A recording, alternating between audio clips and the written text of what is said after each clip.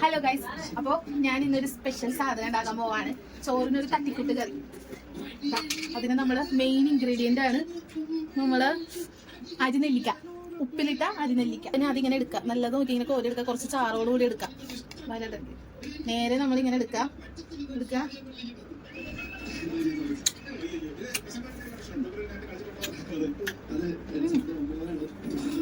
ഒന്നും പറയല, കുറച്ച് അരിനെല്ലിക്ക കൊടുക്കാം.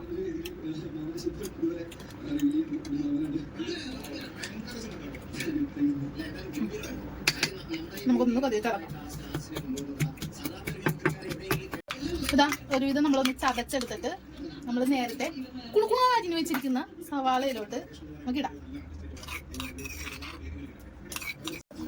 ഇനി നമുക്ക് ഇതിനകത്തോട്ട് എരിവിന് വേണ്ടി നമ്മുടെ സ്വന്തം, ഇതെനിക്ക് എൻ്റെ ഒരു ഫ്രണ്ട് ഗിഫ്റ്റ് ചെയ്തതാണ്.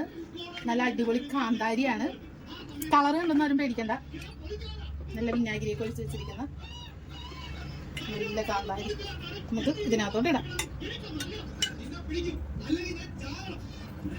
എന്നിട്ട് ആവശ്യം കുറച്ചുപ്പിട്ടാൽ മതി, കാരണം ഇത് ഓൾറെഡി ഉപ്പിലിട്ടതാണ്. കുറച്ചിട്ടാൽ മതി കേട്ടോ. ആവശ്യത്തിന് ഉപ്പ് നമ്മൾ ഉപ്പിലിട്ടതിലുണ്ട്.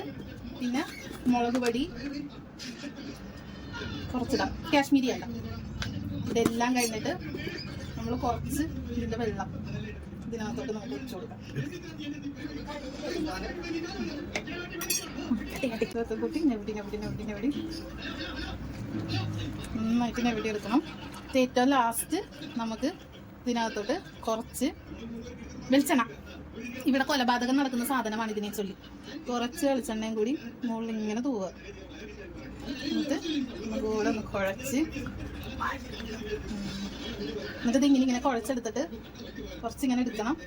ആ മുളകും എല്ലാം കൂടെ കൂട്ടി ഇങ്ങനെ എടുത്തിട്ട്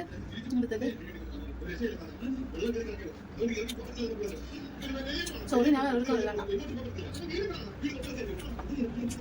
കുരു ഉണ്ടാവും, കുരു നോക്കിക്കൊള്ളാം മതി.